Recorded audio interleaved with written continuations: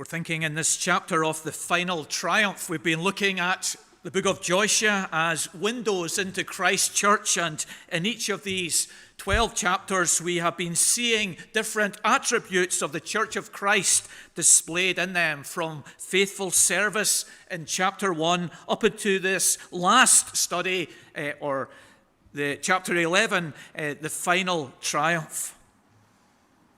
Liz Truss and Rishi Sunak will continue their battle, their contest, their desire to win over the support of the Tory party. They will continue their TV interviews, writing articles into the media, seeking to persuade the Tory party of their credentials in their character and in their policies. They will set out their views on tax, on Ukraine, on the economy, on levelling up, and they will seek to win the support of those who have the authority to put them into a place of power. But the jury is still out on who will win. The bookies are still scratching their heads on the odds to give regarding the new leader. The gender of the next Prime Minister has not yet been determined. But today we come to consider the final triumph. In this chapter, we will see insights into the workings of God among His people, into the destiny of every believer, into the end game within this world. How will it end? Who will win? What will the last chapter contain? In Joshua 12, we have insight into the final triumph. We've seen Joshua's attack in the middle of Canaan, conquering Jericho and Ai. We will see this evening him turning southward to address the enemies in the south of Canaan. But in this chapter, he turns northward. He marches his troops throughout the evening up into the north and engages in a surprise attack on this conglomerate of armies which have gathered together to oppose the people of God. And in the strength of the Lord, He triumphs over them in this final battle, in this last chapter of the conquest of Canaan. The final statement says, "And the land had rest from war." Let's think of three aspects of the final triumph. Firstly, the great obstinacy that is here in this chapter as the armies engage. A lot of soldiers were involved in this. You see the words in verse number 4. They came out with all their troops, a great horde, in number like the sand that is on the seashore. I don't know how you spent the hottest day of the year. We were at the Silver Sands in County Mayo, a beautiful, small, secluded, kind of private beach. But yet, trillions of grains of sand. And this is the picture that's been set for us here. In this final conflict, in this great battle, the enemies of the north have come together, the text says, in number like the sand that is on the seashore.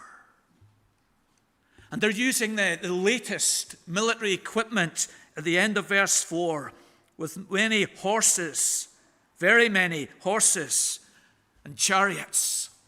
The 4-spoked wheeled chariots, which were small and agile and fast. The latest developed military technology was being used by them. But what was driving this vast horde?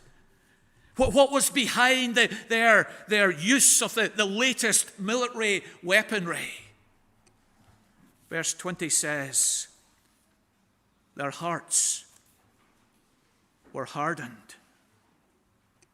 Rahab, when she saw the victories of Israel on the east of the Jordan and saw the crossing of the Red Sea, she realized that God's power was with his people, and she gave herself to the Lord. The Gibeonites, when they saw the power of God revealed in his church, they made a deal with Israel. But these armies, these peoples, seeing the very same thing, hearing the very same news, become hard in their hearts. Not a reference to the state of their arteries or to the condition of the four chambers within that organ of the body, but it's their spiritual condition, their unbelief, and we can hear them explaining away those works of wonder by God. Oh, it just happened that the wind was blowing and the Jordan River separated. Or we always knew that Jericho was built on boggy ground. Their hearts were hardened, and they refused to accept that a supreme being was among his people. Great obstinacy lay behind the massive numbers and their dependence on the latest military equipment. Do you think Rebecca Vardy will ever accept the judge's decision? Despite all the evidence, she's refusing to accept that she was wrong. There's an unbelief there. There's a hardness of heart. There's a refusal to accept what is right. And it's sometimes in you and I. When we hear a sermon, perhaps, when we are arrested by a verse in our daily devotions, when our loving father and mother point out a defect in our life, sometimes there's no change. There's a hardness, a deafness that can be in our hearts. Sometimes we express that hardness by saying to ourselves, I'll deal with that tomorrow. Sometimes we express that hardness by saying that applies to someone else. I remember a lady leaving the church service and saying to me at the door, that was a good sermon for the sins of the young people. And I found out later that she was guilty of far greater sins than them. Great obstinacy can mark us, it marked the people here in the final triumph. But secondly, gigantic opponents characterizes this final triumph in chapter 11. There are two great opponents, massive opponents, which are mentioned and highlighted in this chapter to show the supremacy of our God, that the greatest enemies of earth will be conquered in the final triumph by the King of Kings and the Lord of Lords. Hazor in verses 1 to 11 is dwelt on. Out of all the cities of Canaan, this city is zoomed in on. Why? It's identified with Tel El-Qeda in Palestine today. It was 8.5 miles north of the Sea of Galilee. But it was massive. It was the biggest city in Canaan. Jericho covered 8 acres. Hazor covered 200 acres. It was situated on the main economic highway, trade highway from Egypt to Syria to Babylon. to Assyria. We see in verse number 10 how it's described. Hazor was the head of all those kingdoms. In verse 1, when Jabin, the king of Hazor, sent out to Jobab and the king of Shimron and the other kings, they responded. He had authority. He was over them. He had clout. And when he spoke, when he summoned, the other kings responded. A gigantic opponent. But God, through Joshua, overcame this opponent. And a second gigantic opponent is at the end of the chapter in verses 21 to 23. The Anakims. The word means giants, and it's a word which has haunted the Israelites from the time they came out of Egypt. The Anakims, this was the group of people that the 10 bad spies, as we call them, unbelieving spies, cited as a reason that Israel couldn't conquer the promised land. The Anakims are in the land. Numbers chapter 13 and verse 33.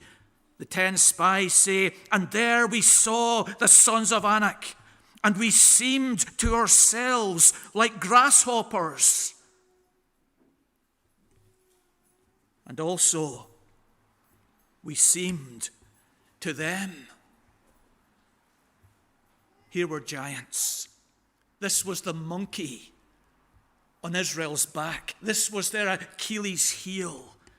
This was an enemy who had terrified them. But in this final triumph, the Anakims are defeated.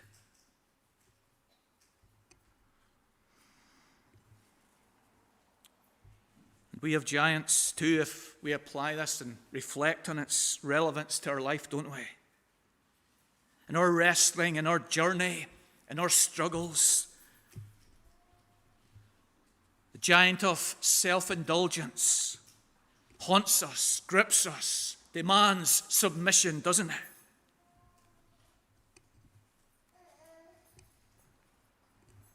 Easier to read John Grisham than Jeremiah. Easier to sit in on the sofa on a Sabbath evening than head out to church. Easier to complain about our Sabbath lunch than give a compliment. More comfortable in pointing out the flaws of others than dealing with one's sin in our own heart. It's a giant that haunts us. And the giant of fear. What will my neighbor think if I speak to him about Jesus or warn her about hell? What will they think of me? What will my friends think if they find out I go to church? We all have giants, demanding our submission, filling us with lack of faith and wrong avenues. But in the final triumph, the gigantic opponents are overcome. Lastly, a glorious outcome. A glorious outcome. The enemies of Israel are defeated. Hazor, that city, that large city, is overturned. In verse 19, they took them all in battle. The city of Hazor itself and those who had joined in this conglomerate were overcome by the power of God. Joshua and his army moved swiftly. They attacked suddenly. And the enemies were defeated. They caught them napping. The horses were not hitched to the chariots. The chariots were not in line. This conglomerate wanted to come down the Jordan Valley and attack Joshua at Gilgal, but Joshua took the initiative and moved north and attacked them in ground around Galilee at the waters of Merom, which was hilly and unsuitable for the chariots to drive through the opposing army. Guided by God, enabled by his grace, the enemies are overcome. Look what it says about the Anakims in verse 21. Israel cut them off. David Howard describes this word cut off as totally uprooting and exterminating someone. They had haunted them. They had filled them with fear, but now, in the power of Christ, they cut them off. And positively, this glorious outcome is seen in the last verse. The land had rest. Rest was promised to Abraham. Rest was anticipated by Joseph. Rest was longed for by the slaves in Egypt. Rest was desired by those wandering around the wilderness. And now, the final triumph. The land had rest. We know the value of rest. We look forward to our 10 o'clock tea break, or our lunch at midday, or the 5 o'clock signal to leave. And it's not so much for the Kit Kat that's in our lunchbox or the ham and cheese sandwiches with the pickle that we've put together, but it's the rest. The turning off the computer, the taking off the reading glasses, the putting down the tools. We value rest. The glorious outcome in the final triumph for them and for us will be rest.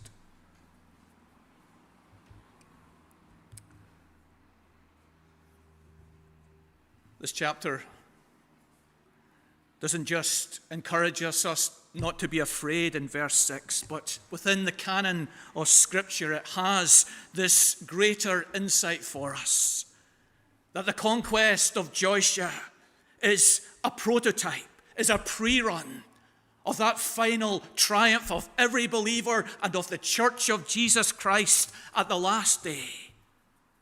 In Christ, we too will overcome and enter into rest. We see it in the life of Christ, don't we? Opposed from the very beginning, and that opposition grew in its hatred and inventiveness. The scribes, the Pharisees, the Sadducees, the Herodians, at each other's throat normally, are combined in their opposition to Jesus Christ. They crucify him, they seal the tomb, they put him down into death, they silence his voice. But on the third day, he rose again. You and I, if we live into our 70s, our 80s, our 90s, our eyesight will dim, our hearing will go, our memory will become bamboozled. Illness will grip hold of our organs and our limbs. We'll go down into by the icy hand of death. But at that very moment, the angels of God will have carried our spirits into the glorious presence of Christ. The final triumph. The Bible indicates that wickedness will increase, that godliness will spread, that new sins will be invented and embraced, that the gay pride march will increase and increase in its embrace and its promotion and its condolence within our communities and within our nation, until Christ returns. If we'd read from Revelation chapter 19, we would have read that he has a name embossed on his robe. He is King of Kings and Lord of Lords. And so we ask ourselves today, am I on the right side? Or maybe we ask ourselves, do my friends know what side I'm on? The side of good, the side of light, the side of God, the side of Jesus. Perhaps we need to change sides today. And there is a cost involved.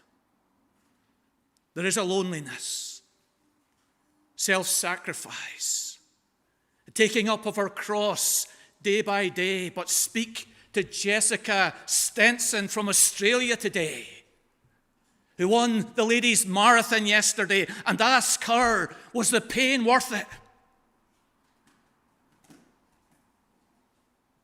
Yes, you'll say. Every ounce of it. Every step of it. We too,